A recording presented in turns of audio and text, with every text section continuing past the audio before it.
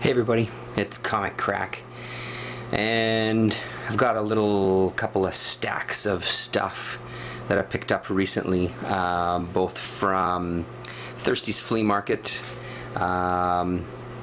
which is mere blocks from my house, and today I took a trip down to Red River Bookshop.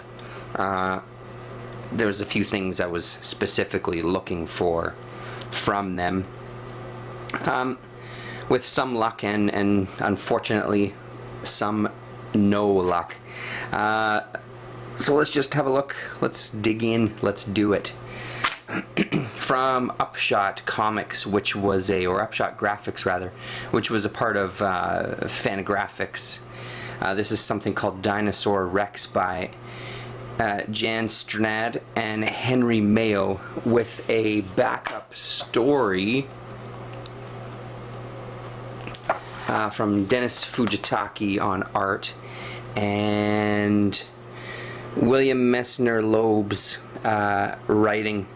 A great little series. It's a 1, 2, 3-part series. I was doing some research tonight on, well, not research, I spent about 2.5 minutes looking for information on Upshot Graphics, and it looks like there's only 3 titles that they published. This one, Dinosaur Rex, Flesh and Bones, the Dalgota series that happened after the original Dalgota miniseries, and then one called The Miracle Squad. Is that what it was called? I think a 4-part series, and that was it. That's all that they did.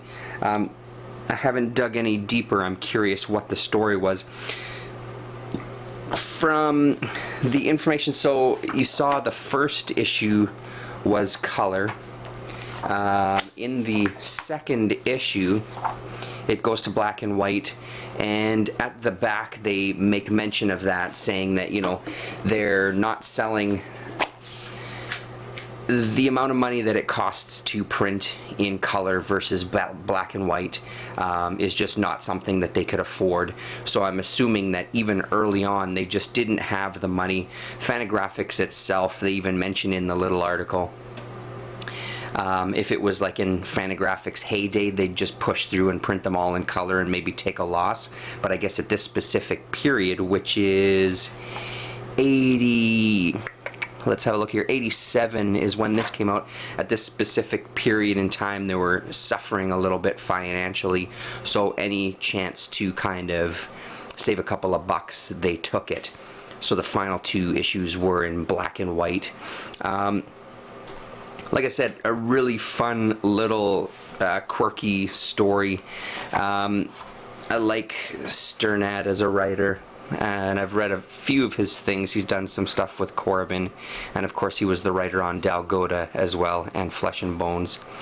And this Henry Mayo I don't know anything about, but his art is incredible, and I guess when they went to issue 2 and 3 and decided to print them in black and white, he had already finished coloring number 2, and then went back and redid the black and white pages to make them stand out a little more and turn it into a black and white comic as opposed to something that was going to get colored in. So the thing that stands out about this is the dialogue. The dialogue itself is pretty witty at times. It just has a nice flow to it. And at the end, they talk about a gentleman, Pelham Grenville Wodehouse, who lived until 93 years of age. 1975 is when he passed on. A lot of his books apparently is where they got the influence for the specific type of story and some of the characters and a lot of the language. Apparently his use of language and kind of humorous language was a really big influence. And they give a couple of quotes, and this is one that was particularly funny down here that I liked the way it rolled off the tongue. quoting Wodehouse is addictive. Here's another one. At night, two people run into each other on a staircase. Coming down to first causes, the only reason why collisions of any kind occur is because two bodies defy nature's law that a given spot on a given plane shall at a given moment of time be occupied by only one body. There was a certain spot near the foot of the great staircase which Ashe coming downstairs and George Emerson coming up had to pass on their respective routes. George reached it at 1 minute and 3 seconds after 2 a.m., moving silently but swiftly, and Ashe, also maintaining a good rate of speed, arrived there 1 minute and 4 seconds after the hour, when he ceased to walk and began to fly, accompanied by George Emerson, now going down. His arms were round George's neck, and George was clinging to his waist. In due season they reached the foot of the stairs and a small table covered with occasional china and photographs in frames which lay adjacent to the foot of the stairs. That, especially the occasional china, was what Baxter had heard. And it's from a book called Something Fresh from 1915. Love that passage. It's really great. Not that the story within here follows that precisely, but it's really a good jumping off point, and some of this dialogue and the narration really flows like that. A really great read. Fantastic art. Kind of reminds me of, what's his name, Mark Schultz, is that right? Some similarities there, but I wouldn't mind checking out one of these books. And then The Dragons of Summer was pretty great as well too. I love Fujitaki's art. He's a guy that I'm going to be searching out more of, even though he didn't do that much. There's a few titles that I'm hoping to kind of find. He did some ElfQuest stuff, I think, as well, which I'm not as keen about, but I might dive in if I find it cheap enough, just to check out more of his artwork. So yeah, Upshot Graphics, a subsidiary or offshoot of Fantagraphics. If you do come across anything, or the 3 series from Upshot, give them a chance. The Dalgota series is really great, as is the follow-up Flesh and Bones. Again, written by Sternad and Dennis Fujitaki doing art. And I'm going to keep my eye out for this Miracle Squad. I've already seen the set of 4 on eBay, but I'm hoping that I can find it at one of the other conventions. It really seems like one of those titles that'll pop up in a 50-cent bin somewhere. Somewhere if I dig hard enough. On to some other things. Found only the 1 issue of another Helix title. This is Shiva's War, and it's something I haven't come across before. This was at the flea market for, I think, $1. The Helix titles are something that I've started reading, and I want to do a video where I kind of review each miniseries. What I'm going to do is I've read a couple of the series already.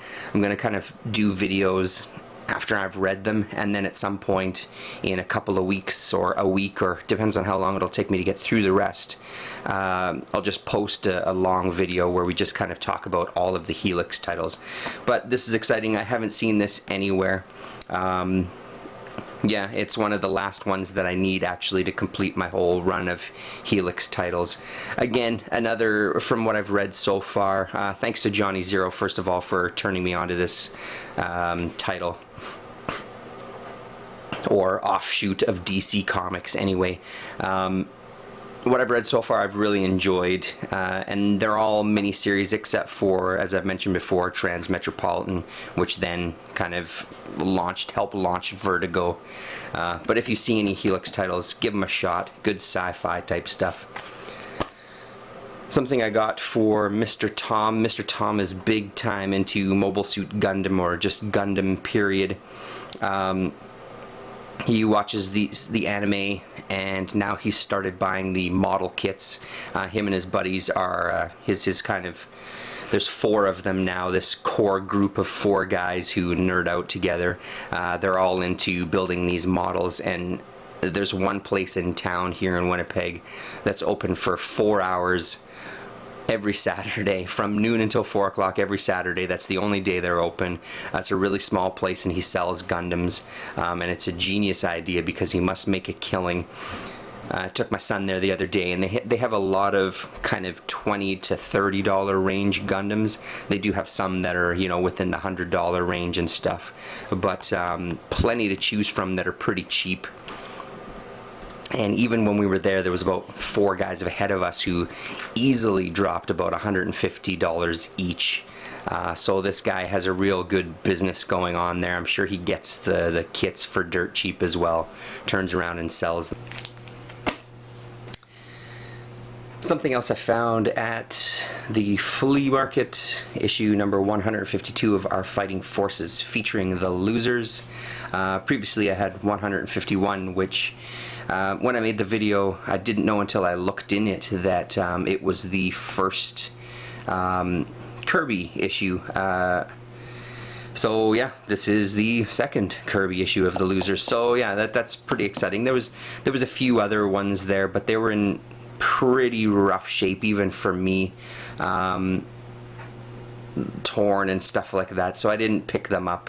I'd like to find some of the earlier ones, but so far it's only been this small handful that I've managed to stumble across. One that I already filed away was also a Peter bag. This is Junior and Friends number 4. I think I'm 1 issue away now from completing this mini-series. Another one that I found from Wally, who's the guy that puts on the mini comic convention. He had a couple of Neat Stuff magazines, and one that I didn't have was issue number 2. So I picked that up from him, but like I said, I filed it away already. At one time I had all the Jim, I had all the Neat Stuff, I had a lot of the magazine, Fantagraphics books, and I've since I have some gaps in those collections. I think it's from kind of passing them out and sharing them with friends that some never made it back to my grasp. So I'd like to get the whole Neat Stuff run again, because it's just such a classic series. I'm only a few away from that as well, but so it was nice to find those. On my continuing concrete hunt, they just seem to be popping up a few issues at a time. I actually bought a couple of more than what I'm going to show you, but it turns out those were doubles. That's just issues with me reading my CLZ Comics app, because everything is subtitled in the app. I didn't recognize the covers. I picked them up. I should have looked a little closer, spent a little more time on the phone. Doesn't matter, they were dirt cheap. Like 50 cents each or something like that, or $1 each or whatever. Either way, these two I didn't have. This is Think Like a Mountain Chapter 6 with a beautiful Jeff Darrow cover there. And then The Human Dilemma Part 3 of 6. So I'm getting closer to having kind of a nice chunk of a run. I really would like to start from the beginning though. I know that they're all available in trade paperbacks and stuff, but I love the single issues, and like I said, it seems like everywhere I go lately I'm finding a few of these, so I'm just going to keep on keeping on with concrete when I find them. The comic that I thought that I already had, that I had mentioned in a video a little while ago when I was talking about Pacific Presents, with the wildly plausible plight of Erie Smith and Walter Weary. Their story in the previous one that I read I really enjoyed quite a bit, and I'd seen this cover online when I was kind of looking at Pacific Presents just to find out how many issues there were, and I swear that I had this book before, but like I said, I couldn't find it. But either way, I've got it again. I found it cheap. It's mine. Exciting. Pacific Presents and Pacific titles in general, I'm finding a lot less of them lately. There was a time where I was finding a hell of a lot of them. I don't know if I doubt I'm the only guy in town buying these up when I see them, but they're hard to come by. Eclipse I find a lot of, and other companies I find a lot of, especially Eclipse actually, but PC is not as prevalent now. TSR Gaming Comic Games Inside. This is the RIP series. This one's called Brasher, Avenger of the Dead. Doug Mensch. And this is 4 of 4, so there was 2 4-issue miniseries of this RIP series. So this is the final one of the 8. Recently got back into Madballs because of the new comic that's out. About a month or so ago, I pre-ordered the new series. There's 3 Madballs being created. I pre-ordered them. They're supposed to ship sometime in November, I think. I'm enjoying the new comic, and I'm just very surprised that I haven't come across this. I've been looking for the past couple of weeks when I go out to the shops, and I'm surprised that I'm not finding more of these. I don't normally get nostalgic for toys, but this one, as I've said before in a video, I do have some nostalgia for. I do remember these. I do remember loving them. So now I have issue number 3 and issue number 6. It says up here, number 3 in a 3-issue limited series that actually turned into 8 issues. I guess the first 3 were a hit. They just continued on with the numbering and went up to 8. One's in pretty decent shape. This one's really rough, but whatever. I haven't seen them. They were cheap. Another in the Elric series. This is the PC series. P. Craig Russell, Michael T. Gilbert, and Roy Thomas. This is issue number 5. I love these covers of the PC ones. Another one that Johnny Zero turned me on to, this Matt Howarth. This is Kefalama Xenotech, issue number 5, and issue number 6 from Fantagraphics. Yeah. Not much to say about those. I haven't started reading them yet. Again, it's another one of those things. I also have Mars from him as well. I'm waiting till I get a bunch in a row so I can sit and read the whole thing. I think this was only a 6-issue miniseries. So once I've got the whole thing, I'll be able to dig in there. 2 of these I'm not sure if I've shown you already. This one I know that I haven't. This is Andromeda issue number 2. A Canadian publication from late 70s, 77, 78. And I believe it was the comic shop The Beguiling in Toronto that put these out. So this is Andromeda issue number 2, issue number 4, and issue number 5. I think this was only a 6-issue series as well. You know what it's like. It's Star Reach, it's all those kind of above ground or mid-level or ground level comics, I guess. Sci-fi-ish, plenty of different artists, few different stories. Haven't read through them yet. I had a quick look through them and they look just exactly as what you would think they would look like. It's cool though to have some Canadian content. I'm going to dig more on the internet for this stuff to find out more of the story. So that's all for the kind of random stuff. The next stack here is all Timothy Truman work that I've been really digging his writing lately and really getting into his stuff. I was looking out for a few things specifically, like The Spider. I wanted to finish those 2 miniseries because I loved it so much. And then today I just dug into Scout. And also while I was there today, I found this. It's a 4-issue miniseries. I only found 3 of them. It's called Prowler. There's also another one, Return of the Prowler. And then I think there's a Prowler title that was DC as well. I'm not sure if it was Truman though. Either way, this is 1st issue, 2nd, and 3rd of the Prowler series, which great looking covers. It's not him on art.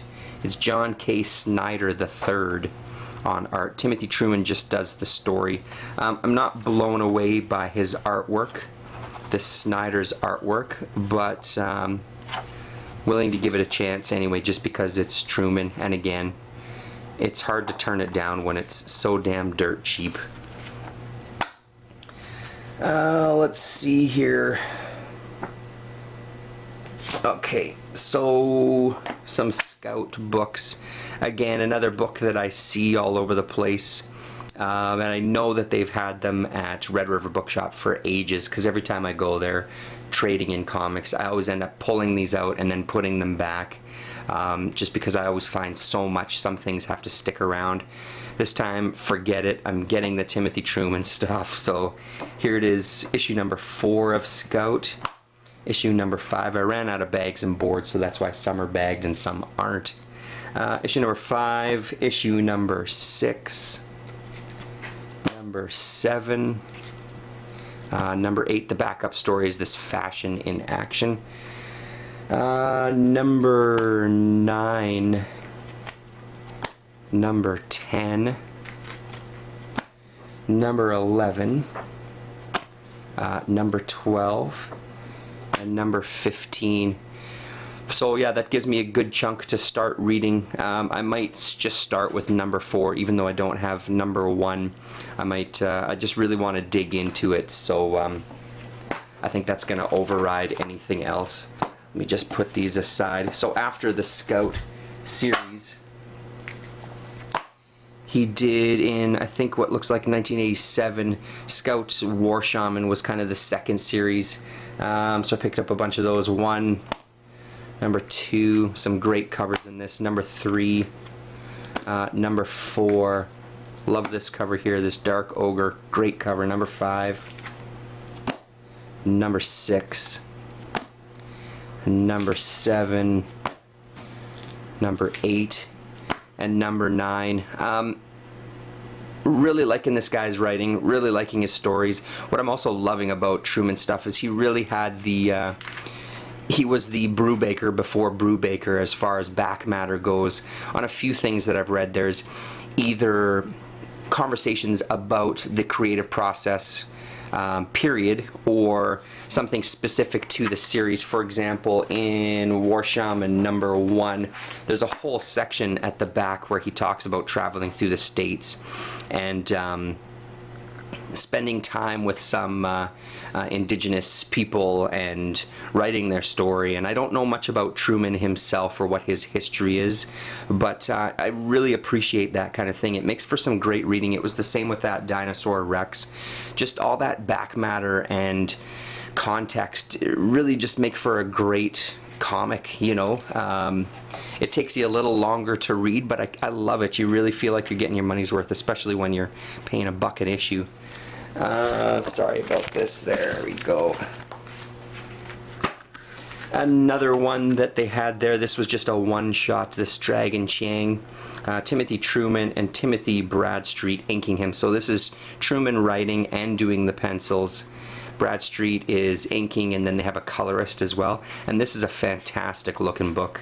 Also at the back I noticed they had some ads for Dragon Chang t-shirts as well, which I'm very jealous about. Really happy to find this one shot. And finally, what I was going to look for was more Spider.